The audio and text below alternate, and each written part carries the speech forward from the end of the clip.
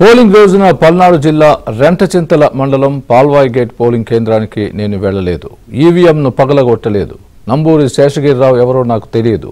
ఆ రోజు నా వెంట గన్మెన్లు లేరు. పోలీసుల విచారణలో మాచర్ల మాజీ ఎమ్మెల్యే పిన్నెల్లి రామకృష్ణారెడ్డి ఇచ్చిన సమాధానాలు ఇవి. నెల్లూరు జైల్లో రెండో రోజు పిన్నెల్లి పోలీస్ కస్టడీ విచారణ కొనసాగింది.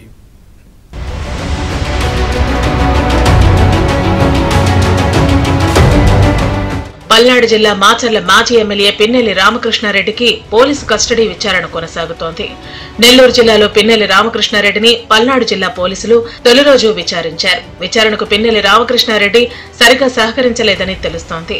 పాల్వాయి గేటు పోలింగ్ కేంద్రంలో ఈవీఎంను ధ్వంసం చేయడమే కాకుండా అడ్డొచ్చిన టీడీపీ ఏజెంట్ నంబూరి శేషగిరిరావుపై పిన్నెల్లి దాడి చేసిన ఘటనపై కేసు నమోదైన సంగతి విదితమే. మరుసటి రోజు పరామర్శ పేరుతో కారపొడిలో భారీగా అల్లర్లకు పాల్పడటమే కాకుండా విధుల్లో ఉన్న సీఐ నారాయణస్వామిపై రాయితో దాడి చేశారు.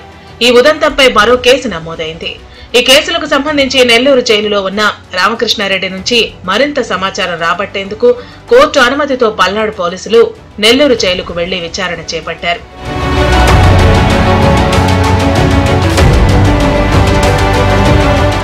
సోమవారం ఉదయం 10 గంటలకే డీఎస్పీతో పాటు 11 మంది పోలీసులు నెల్లూరు జైలు వద్దకు చేరుకున్నారు. వారిని అధికారులు లోపలికి అనుమతించలేదు. దీంతో వారు కోర్టును ఆశ్రయించారు.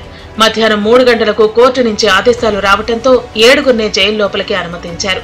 వీరిలో రెంటచింతల ఎస్ఐ ఎం ఆంజనేయులు, ఓ ఏఎస్ఐ, 2 కానిస్టేబుళ్లు, ఒక కెమెరామ్యాన్, 2 మధ్యవర్తులు ఉన్నారు. మధ్యాహ్నం 3:30 గంటలకు ప్రారంభమైన విచారణ రాత్రి 7 గంటల వరకు సాగింది. పిన్నెలని 50 ప్రశ్నలు అడగ్గా దాదాపు 30 ప్రశ్నలకు పైగా నేను వెళ్లలేదు, వారెవరో నాకు తెలీదు అనే సమాధానాలు చెప్పినట్లు సమాచారం.